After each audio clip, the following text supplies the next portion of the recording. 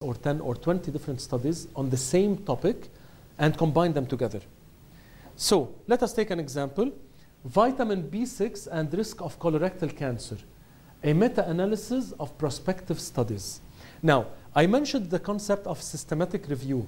Systematic review is where you review the articles in the literature in a systematic way. In other words, you identify every single article that's published in this field. Okay? If you review them systematically, this is a systematic review.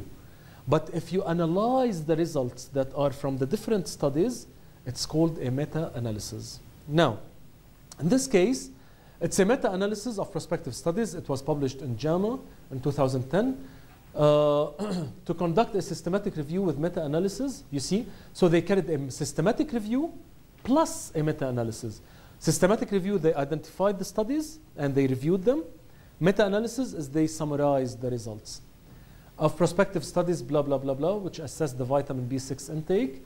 I will not go in details about the rest. This is a typical way to put the results of a meta-analysis. What does this mean? You remember the relative risk? What's the value of the relative risk that says no association? It's 1. It means, you see here, there is a 1. Anything below 1, it means it's protective. Anything above 1, it means it increases the risk. So these are different studies. So the first study was published in 2002, and it found a relative risk of 1.31. What does it mean? Those who are taking vitamin B6, okay, have higher chances of colorectal cancer. So B6 increases the risk of colorectal cancer. In 2005, another study was carried out, and it found a relative risk of 0.66. Meaning B6 reduces the risk of colorectal cancer.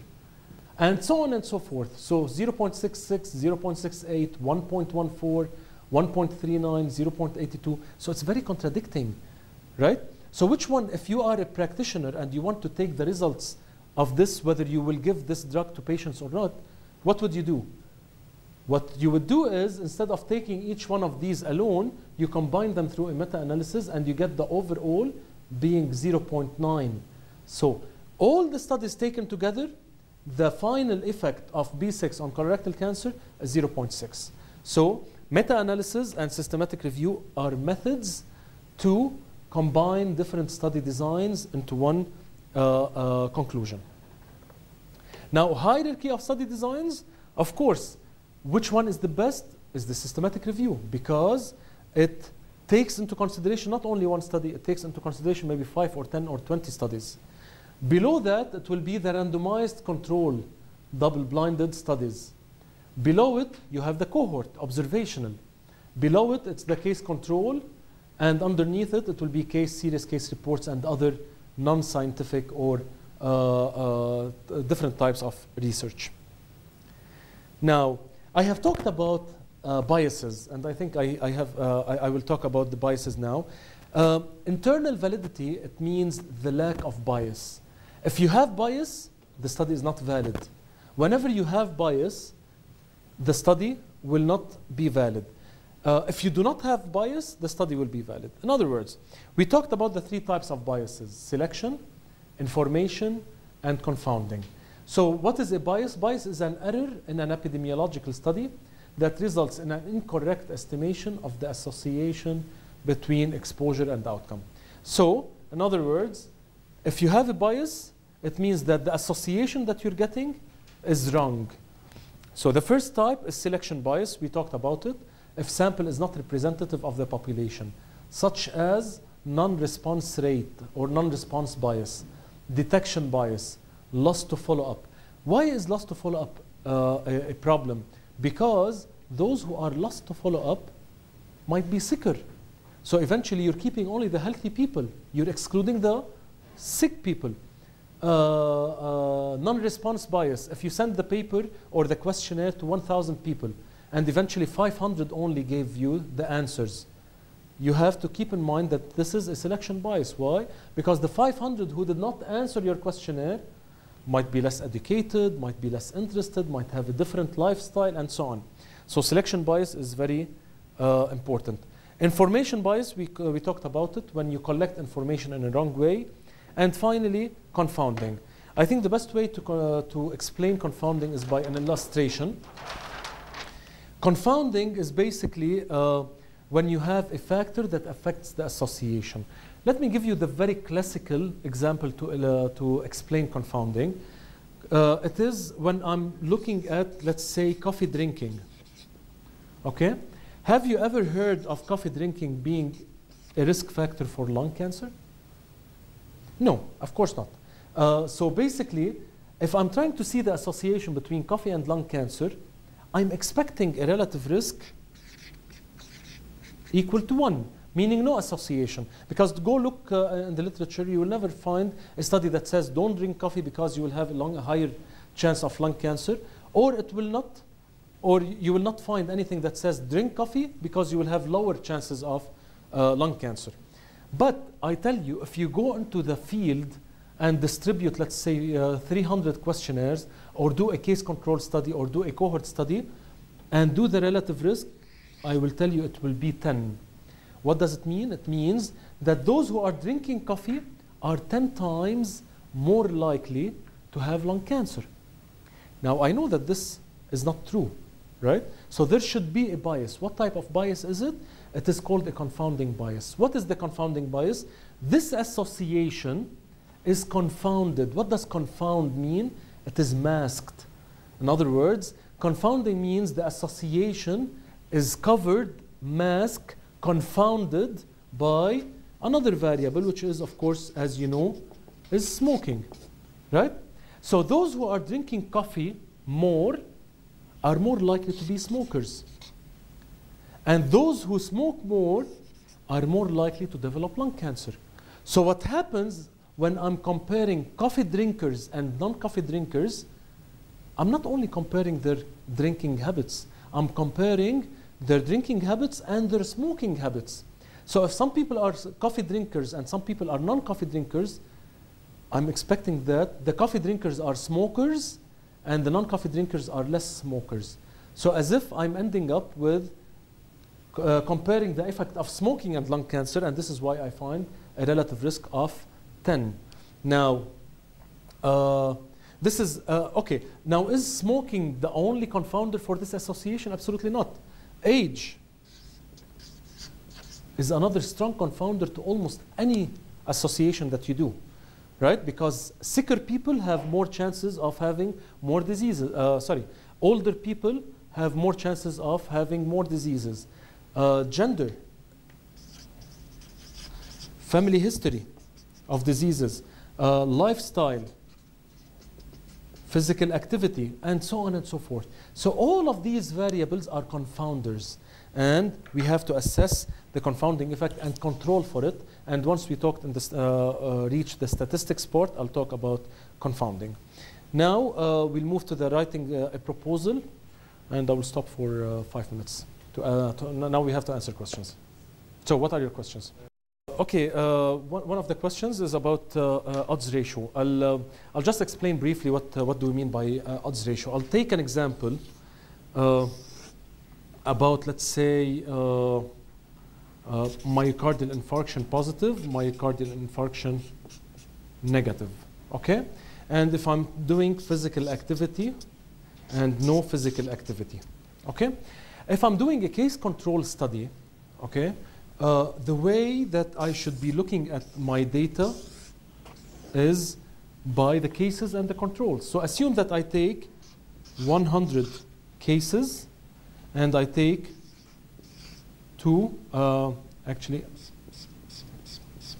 and I take 100 controls, okay?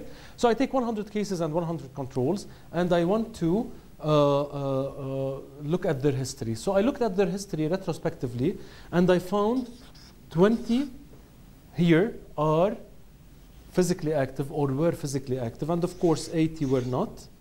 And assume that I find here 10 and 90 were not, okay? According to this, if I calculate a relative risk or a prevalence rate, as I do in the cohort or the prevalence or the cross-sectional study, what shall I get? I will get a relative risk of 20 out of 30. And 80 out of 170.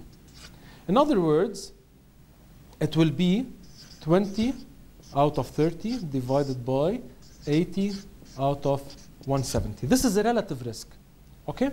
But I have introduced earlier that a case control study, we can decide how many controls per case. So we said that we can take 2 controls per case, 3 controls per case, or 4 controls per case. So assume that instead of taking 100, I took 200 controls, okay? Because I want my study to be more powerful. I'm expecting here to be 20 people and here to be 180. Is that right? Okay.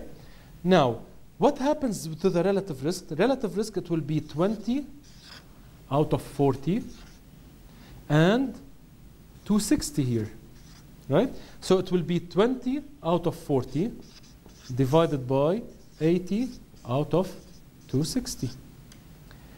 I will give you another scenario. If I take 300 here, and eventually here it will be 30, and here it will be 270, and eventually it will be 20 out of 50, and 270 plus 80 is 350 divided by 80 over 350. So I'm not going to take the time to do this calculation, but you can see that this is different than this and different than that.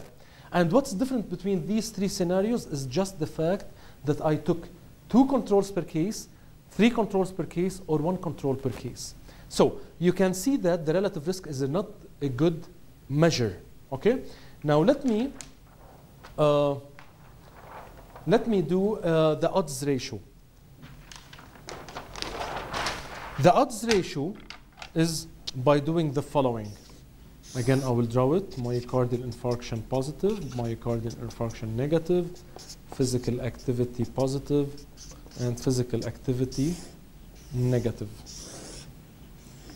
So if I take 100 and 100, and here I have 20, and let's say, what were the numbers? Yeah. And 10, here I have 80, and here I have 90. The odds ratio is a measure that I do not want to count like this. I want to count it like that. So I do the odds. Odds mean it is a proportion. It's a number divided by another number. So I can put the odds of physical activity among MI plus. So in this group, because it's a case control study, I have to go about it like that. So in this group, what is the odds? It's 20 over 80. Okay? So it's not like the prevalence or the incidence or the risk where I divide 20 over the total. I divide 20 over 80. Now the same thing, I do the odds of physical activity among negative MI, and it will be 10 over 90. When I divide them by each other, this is what? Assume that this is A, B, C, and D. So it's A over C, and this is B over D. If I divide them by each other, it will be AD over BC, which is this one times this, divided by this over that. Now what's nice about the odds ratio is that I can either put A over C divided by B over D, or I can put A over B divided by C over D. In other words, I can put A over B divided by C over D, and the answer will be AD over BC. So the conclusion would be, in a case control study, the methodological aspect behind not being able to do a relative risk is because we are starting with the outcome. Okay? Since we are starting with the outcome, we cannot do a relative risk. We have to do something else. Now, because the case control study, we are doing it like this, I have to do the calculation like that. So I would say, instead of calculating the percentage, I will calculate the odds. The odds is A over C, and the odds are B over D. I get the ratio, it will be AD over BC. So although I do it like this, but I want to interpret it like that. This is why if I do the calculation this or this, it will be exactly the same. And this is why, although it's a case control study, starting with the outcome, I can interpret it as the exposure. So the conclusion will be those with physical activity are more likely to have MI, although this is opposite of the study design of the case control. The study design is cases, controls. So I should explain it that cases are more likely to be physically active. But it doesn't make any sense to say if a person is MI, they are more likely to have physical activity in the past. Logically, it does not make sense. This is why the odds ratio, although if I calculate it like this, I can say or interpret it like that. Is it clear? Okay. Any other question?